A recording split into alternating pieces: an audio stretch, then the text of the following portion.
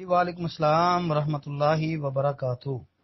محترم بھائی، غسل جنابت کے متعلق اور جو میاں بیوی آپس میں ملاقات کرتے ہیں یا اختلام ہو جاتا ہے تو غسل کے اندر کوئی فرق ہے؟ یہ کیا طریقہ ہے غسل کا؟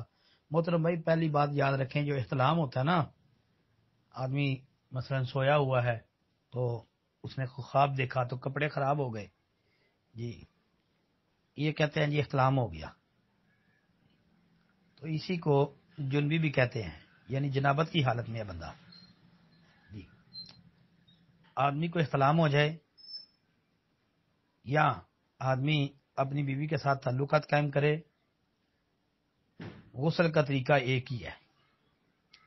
غسل کا طریقہ ایک ہی ہے جو نبی علیہ الصلوۃ والسلام نے جو غسل جس طرح کیا ہے، جی جس طرح آپ علیہ الصلوۃ والسلام کے غسل کا طریقہ ہے کتاب و سنت میں وارد ہوا ہے تو وہی طریقہ ہے۔ جی ام المومنین عائشہ رضی اللہ عنہ والی روایت دیکھ لے، ام المومنین میمونہ رضی اللہ عنہ والی حدیث دیکھ لے، جی غسل کا طریقہ ایک ہی ہے۔ وہ چاہے بندہ اپنی بیوی کے ساتھ تعلقات قائم کر کے غسل کرے، چاہے کوئی نیند کی حالت میں کپڑے خراب ہو جائیں، یعنی آدمی اختلام والا ہو جائے، مختلف ہو جائے، تو یہی طریقہ ہے۔ جمعے کے دن بندہ اگر غسل کرنا چاہتا ہے تو مسنون طریقہ غسل کا یہی ہے، غسل کا طریقہ ایک ہی ہے۔ جی السلام علیکم ورحمۃ اللہ۔